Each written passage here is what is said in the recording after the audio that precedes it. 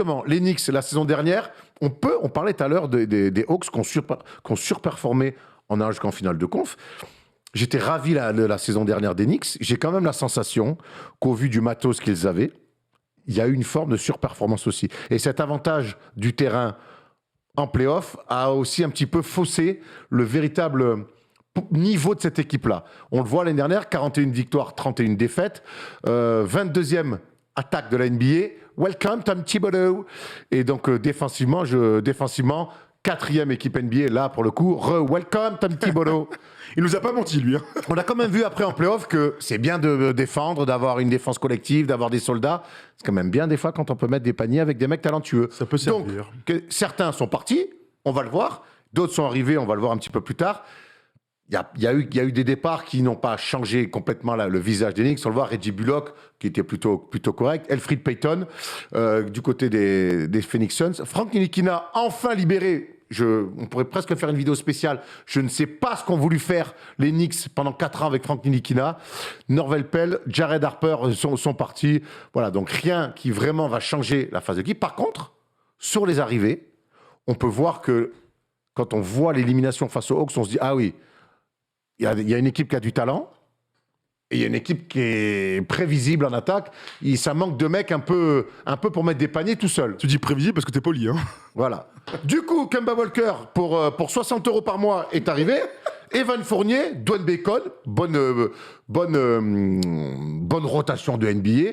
Quentin Grimes et Miles McBride, des gros shooters là, arrivés de la draft. Toi, tu l'appelles Quentin Grimes et Miles McBride. Miles McBride, oh, ça Merci. va. Quentin Grimes et Miles McBride. Quentin Grimes et Miles Voilà. McBride. MJ Walker, et ensuite j'ai toujours pas, parce qu'il y a ce putain de carré noir qui m'emmerde. Thomas, J'ai chaud.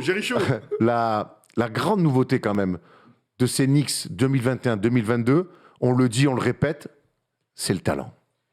Il y a du talent offensif qui est arrivé. Absolument. Le petit état des lieux des Knicks, c'est que, comme tu le disais, la saison dernière, elle est tout à fait inespérée. La preuve, c'est que c'est Julien de Barthélémy, de Sport Travel et de la Knicks Nation France, se promène en slibard des Knicks, s'est promené pendant toute une saison à poil avec son slip kangourou des Knicks, puisqu'il n'avait pas connu ça depuis 2013 et qu'il y a un bilan positif. À New York, ça se célèbre. Ce que je vois, c'est que la hype est revenue immédiatement lorsque les résultats et la cohérence de l'équipe aussi est revenue avec l'arrivée d'un seul homme, celle de coach Thibodeau, qui, avec ce système défensif, on aime bien parler des méthodes de Spoelstra et à Miami, les méthodes de Thibodeau, elles sont connues, reconnues, et finalement, elles ont été très efficaces. C'était inespéré d'imaginer non seulement les Knicks en play-off, mais en plus avec l'avantage du terrain. Honnêtement, c'était complètement fou. Dans le commentaire, on dit Erwan, t'as pas kiffé la hype des Knicks la saison dernière? Si, je l'ai surkiffé. Après, je suis honnête, quand je les voyais jouer, je savais que j'ai vu tous les matchs des Knicks quasiment. Je savais que cette équipe, sur le talent, ça allait être compliqué. Et face aux Hawks, ça a été terrible en fait le retour sur terre. C'est-à-dire qu'il y a un partout à un moment donné, mais sur le talent, on a bien vu qu'il manquait encore beaucoup de choses à cette équipe. Et finir 4e la saison dernière, c'était un petit peu un miracle. Voilà. Moi, s'ils avaient été dans les 8, ça m'aurait suffi. Bon, ils sont 4e, avantage du terrain très bien. Mais le retour sur terre a été un petit peu violent, voilà. Oui, le retour sur terre a été violent. Il n'empêche, il ne faut pas bouder son plaisir. L'année dernière, très rapidement, on s'était demandé, évidemment, avec beaucoup d'ironie, est-ce que les Knicks sont des nouveaux candidats au titre?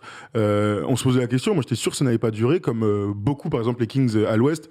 À chaque fois, ils font un bon début de saison et puis ils s'écroulent au maximum en février. Je pensais vraiment que les Knicks allaient s'effondrer et j'ai été surpris par la régularité, la densité dans le jeu de Julius Randle.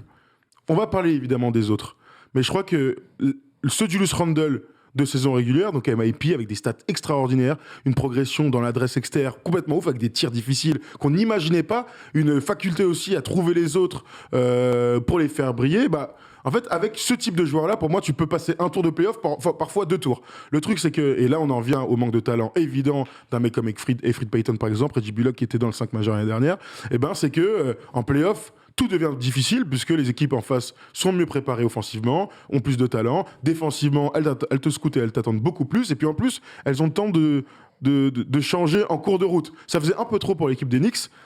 On se posait la question de qu'est-ce que tu pouvais faire. Ils avaient de l'argent, il y avait certaines chimères. Finalement, l'arrivée de Kemba Walker pour rien, tu as raison de le dire, c'est un super coup. Ça se trouve que ça ne marchera pas du tout, ça se trouve qu'il est cramé, mais c'est bien d'avoir tenté le coup et il y a une plus-value face à Elfrid Payton. Reggie Bullock est parti, tu vas chercher Evan Fournier qui, lui, pour le coup, a des standards et des certitudes dans son jeu. On sait que Evan va tourner autour de au moins 17 points, sera clutch, a progressé en défense, va mettre des tirs externes, est capable de jouer porteur de balle, est capable de jouer off-ball. Donc, énorme plus-value. Tu re-signes des mecs, Nerlens Noel, tu re-signes Derrick Rose qui fait une bonne saison l'année dernière, tu re-signes Alec Burks qui a par moment vous a sauvé honnêtement. Bonne rotation. Il y a eu des moments où il était capable de mettre 20 points d'affilée, complètement fou. Donc c'est normal de récompenser ces mecs-là. Donc, je crois qu'on est tous d'accord pour dire qu'ils ont réglé leurs problèmes de talent.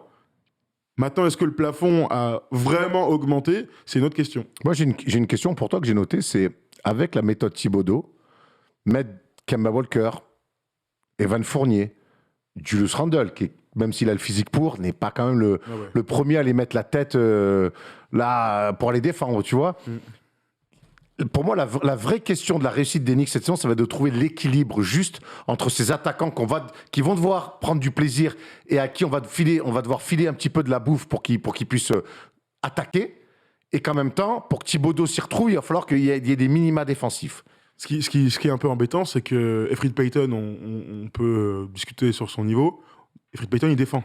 Ah oui, ça fait une énorme différence avec Kemba Walker, qui, encore un mec sous-dimensionné, qui en plus, allez, s'en bat les couilles de défendre. Parce que j'ai du mal à croire que Thibodeau, avec cette arrivée de talent massif en attaque, se dise tiens, je vais maintenant, après 15 ans de carrière NBA, je vais maintenant gagner mes matchs en marquant plus de paniers que l'adversaire. Plutôt que personne, il va pas faire une Didier Deschamps, il va pas changer. Je pense que au training camp, les 3 premiers mots qu'il va dire, c'est défense. Oui. Je suis pas inquiet. Maintenant, c'est comment ça va se réaliser, parce que Thibodeau est un coach fantastique de défense. Donc je pense que dans son système, tous les joueurs peuvent s'y retrouver. J'ai aucun doute là-dessus. Maintenant, comment dans l'efficacité, parce que faut tenir les mecs. Et Kemba Walker, il tient pas les mecs. Donc ça veut dire quoi? Tu vas le cacher sur un poste 2? Qu'est-ce qui va se passer? C'est Evan qui va prendre les meneurs de jeu?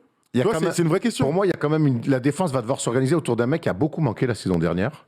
C'est Mitchell Robinson. Ouais. L'année dernière, qui n'a joué que 31 matchs. On l'a presque oublié, tant la saison des Knicks a ensuite porté par Julius Randle et cette qualification en play-off en étant 4e de l'Est, on a presque oublié. Et je crois que Mitchell Robinson, alors lui, c'est pas l'attaquant talentueux, mais par contre, c'est de la course, c'est de la protection de cercle, c'est du rebond. Et je suis curieux de voir comment va s'articuler la défense autour du retour de Mitchell Robinson. Mitchell Robinson, toute sa vie, il est blessé, il enchaîne jamais. Donc c'est aussi le souci. C'est ça la question, c'est s'il est là à 100%, bravo les gars. Mais par contre, s'il fait encore une saison où il rate plus de la moitié des matchs, vous êtes dans la merde. Alors important, il est en fin de contrat cet été. Donc tu connais les mecs en contrat kier, tu les connais. Pas surpris s'il est en double-double à la fin de la saison, qu'il prenne son gros chèque lui aussi. Donc c'est à prendre en considération, mais tu as raison, leur défense se base sur un socle défensif avec un grand bon contreur. Nerlens Noel a fait du très bon taf, donc c'était mérité de le re-signer. Maintenant, Mitchell Robinson, sur le papier, sur le potentiel, il est plus fort que Nerlens Noel. Vous en avez besoin, côté Knicks. Ah oui, complètement. Clairement. Moi, je mise beaucoup sur lui cette année. Non, mais c'est clair, mais il faut. Après, si le gars, il peut pas jouer, au bout d'un moment, c'est relou. Écoute, c'est un peu la question qu'on se pose. Il y a un mec dont on n'a pas parlé, qui nous a pourtant enthousiasmé la saison dernière, c'est le roi du flotteur. Ouais, monsieur flotteur. C'est Immanuel Quickley, qui a été très bon, lui, en Summer League. Pas son niveau. Et là encore, on est sur un mec qui a apporté déjà l'année dernière du talent offensif, qui est allé en Summer League, qui a largement fourni, comme tu dis, pas son niveau. Pareil, lui, cette année, en sortie de banc, il a une vraie carte à jouer. Sur le poste de meneur, tu as D-Rose, Kemba, Emmanuel Quickley, donc ça veut dire que Kemba, tu vas pouvoir peut-être aussi le gérer et le mettre sur des moments clés et pas lui filer 30 minutes. Moi, en tout cas, si j'étais Quickley, sans dire que j'aurais le seum, je me dirais, ah ouais, t'as vu la saison que j'ai fait, pourquoi est-ce qu'on m'essaye pas dans un rôle de meneur titu? Alors, ça, pour moi, c'est un combo, c'est pas un vrai meneur de jeu, mais quelque part, Kemba, c'est le même profil, non? Petit, fort offensivement, force au pick and roll, vraiment, je prends les bases. Moins bon défenseur, quoi. Ouais, Quickley, c'est pas. Je l'envoie sur personne pour arrêter les gars. C'est sûr, non? Ouais, c'est clair. Donc, à voir dans la rotation comment ça se passait. S'il parie sur un genou flingué de Kemba, il aura du temps de jeu. Mais je suis curieux un peu de voir leur rotation, parce que ils ont beaucoup d'arrière combo. Peut-être un peu trop, d'ailleurs. Possible. Peut-être un peu trop. Après, il y aura peut-être des choix de fait, mais Alors Kemba, c'est vraiment pas cher. Il fallait le tenter, Ouais, comme ouais, tu l'as dit. je pense aussi. En plus, c'est un mec du coin. On se rappelle à Yukon. C'est un mec de New York. On se rappelle de Yukon, dans les plus grands paniers que le Madison Square Garden ait Contre vu. Pittsburgh. Quel Et incroyable. je sais plus comment il s'appelle ce le pivot là. sosie de Luis Scola là. Ouais, J'ai oublié son nom. non, c'est un tismé. Il avait des grands cheveux comme ça. Oui, des grandes dreads et tout de des dreads. Pittsburgh. Si. Ah si, à l'époque, je regardais la C'est quoi, je vais NCAA. regarder maintenant, regarde. On va voir. Ouais, donc il y a une vraie interrogation autour de Kemba Walker. Parce que déjà, je pense que le prix défie toute concurrence, mais on sait que son état physique et son genou, si les Celtics sont lâchés comme ça, c'est pas non plus pour rien. Donc on rappelle, hein, il l'en veut envoyer à OKC. Il a fait un buy-out avec OKC et New York l'a signé pour une poignée de dollars, comme on dit. Dites-nous ce que vous pensez. Regardez-les là, regarde. Oui, t'as raison, c'est un tisme avec des dreads. Dites-nous ce que vous pensez, vous, des Knicks cette saison. L'année dernière, ils ont fini 4e de la conférence. 4e de la conférence Est. Est-ce qu'on... Je les imagine pas dans le top 5 cette année de la conférence Est. Pour moi, les Knicks doivent confirmer, doivent retourner en playoff. Voilà l'objectif que je veux aujourd'hui des Knicks, moi. Est-ce que... C'est Chris Copeland le mec? Non. Non, c'est pas Chris Copeland. Parce que quelqu'un disait Est-ce ça que dans Chris Copeland n'était pas à Pittsburgh? Est-ce que quand j'espère des Knicks une simple qualification pour la deuxième année de suite en playoff, je manque d'ambition? Si t'étais joueur, oui. Mais comme t'es quelqu'un de raisonnable et raisonné, t'as raison. Pour moi, leur but, c'est d'éviter le play-in. Je suis pas aussi dur que toi, ça me paraît quand même... c'est quand même dur, t'as raison. Hein, leur effectif est largement meilleur que l'année dernière, avec les arrivées. Maintenant, il y a plein de questions. Pour éviter le play-in, il va falloir que Juice Randle soit au même niveau que l'année dernière. Est-ce qu'il est capable, d'après toi? On parle souvent des équipes qui surperforment et après on est très curieux de voir les saisons d'après. Là, c'est pas une équipe, c'est un joueur, mais c'est vrai que est-ce que Julius Randle l'année dernière a explosé et rentre dans son prime?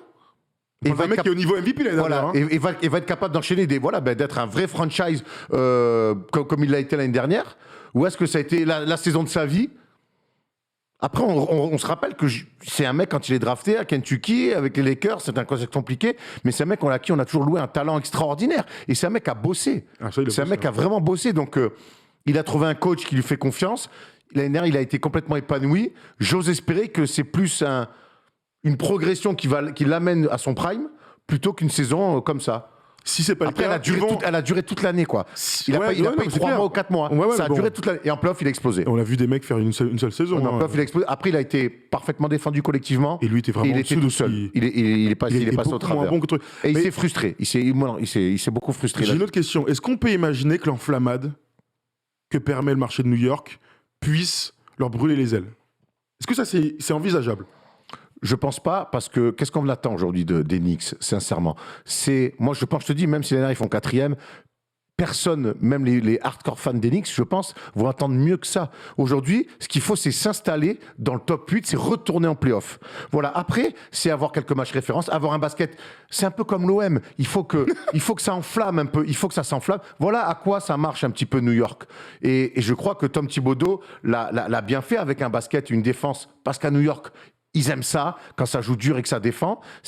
Quand c'est des matchs à 130 points, ça leur plaît pas trop aux New-Yorkais, et on les comprend. Mais pour moi, c'est important pour cette nouvelle ère des Knicks autour de Thibodeau de retourner en play-off. Voilà, c'est vraiment, pour moi, c'est ça la base. Maintenant, je suis très curieux de voir l'équilibre défensif et offensif que Thibodeau va réussir à trouver avec cette équipe qui, j'ai l'impression, est plus une équipe d'attaque qu'une équipe de défense.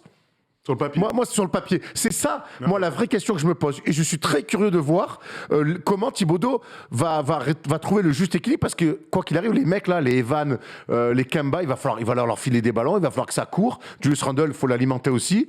Donc, je suis curieux de voir. Je suis curieux de voir. Mais c'est cool qu'on ait un Français, pour le coup. On est ravis de voir Evan quand même à New York. Mais j'ai hâte. On va aller le voir en vrai, d'ailleurs. Voilà, j'ai hâte qu'il fasse une saison et qu'il nous raconte un peu... Polo est content d'aller à New York. Qui nous raconte rapidement comment ça se passe à Onyx. Parce qu'on en a un peu parlé avec Kevin, Séraphin. Mais je suis très curieux d'avoir l'avis d'Evan, puisque les choses ont changé un petit peu avec le fait que Leon Rose soit GM et qu'il fasse du bon travail. Donc, j'ai plein de questions à lui poser, et d'avoir un mec en incognito, j'ai envie de te dire. Un espion au sein de la franchise. Mais en tout cas, j'ai l'impression que ça bosse plutôt bien, que c'est enfin cohérent. Maintenant, voilà, quand je vois quand je fais mon top 8 à l'Est, je vois des équipes bien mieux armées, avec plus de stars. Il n'empêche qu'aujourd'hui, tu n'as pas de méga superstars, mais que tu arrives à avoir une équipe où tu te dis, on va être dans le top 8, et ça, c'est kiffant. Et dans cette conférence, c'est Et possible. dans cette conférence, c'est possible. Donc voilà, moi, je trouve ça très kiffant, et j'espère que. J'ai envie d'y croire, voilà. Et t'as raison, de toute façon, je trouve que les Knicks font une bonne intersaison. Ils ont progressé sur le papier, mais énormément. Maintenant, il y a énormément d'interrogations. On l'a dit, Kemba, les genoux, le style de l'équipe, Mitchell Robinson, qu'est-ce que j'ai noté d'autre Pour moi, Kemba. supporter la hype, moi je pense que ça c'est important. Hein. C'est important dans cette ville-là. Les gens deviennent trop fous. Certes, mais comme je te dis, on va pas attendre d'eux qu'ils soient champions. Toi, à Levallois, tu vis à Bagnolet. Mais les gens là-bas, là. Ces mecs-là, là. Donne Ils mon sont moins adresse. raisonnés que toi, les fuck Young, là. Hein. Gros, t'as vu leurs yeux? Gros, moi, je te dis que 2 articles dans le New York Times, tu sauces un peu, tu gagnes des matchs, gros, paf! Je crois pas. Bah, non, tu Parce n'espères que à pas. l'époque où il y a eu ça, les dernières fois où il y a eu ça, c'était avec Melo. Donc Melo, c'est la méga star. Donc déjà, on est en fantasme. Là, c'est une équipe d'ouvriers pour moi.